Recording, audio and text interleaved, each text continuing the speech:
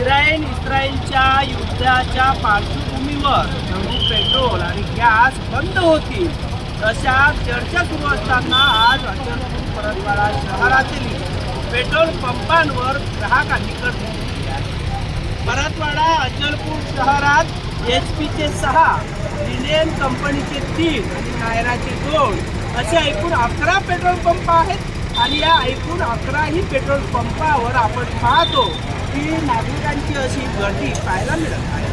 Petrol पालकांच्या म्हणण्यानुसार petrol आणि डिझेलचा साठा हा मुबलक आहे, तरी सुद्धा नागरिक पेट्रोल आणि डिझेलसाठी गर्दी करत असल्याचं चित्र परतवाडा अचलपूर शहरात पाहायला मिळत आहे। विशेष म्हणजे बहुतांश पेट्रोल पंपावर पोलिसांच्या बंदोबस्तात ते वाटप सुद्धा केल्या जात आहे।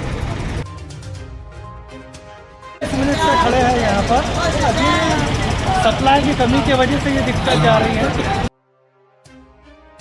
मैं बंसल ट्रेडर्स पेट्रोल पंप का डीलर वैभव बंसल ग्राहक से विनती करता हूं कि हर पंप पर अपनी भीड़ ना जमाएं, ताकि लोगों को बहुत तकलीफ हो रही है और कुछ लोग अफवाह में जा रहे हैं।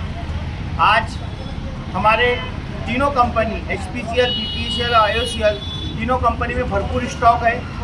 इसमें हमें कल ही अपडेट मिल चुका था और अफवाह में मत जाए, आप भी आपका समय गंवा रहे हैं और हमको भी तकलीफ में आ रहा है, आप भी तकलीफ में आ रहे हैं और आप लोग भी तकलीफ में आ रहे हैं। आप लोग 100% अफवाह में जा रहे हैं कि स्टॉक नहीं है, पेट्रोल नहीं है, ऐसा कुछ नहीं है, भरपूर स्टॉक है।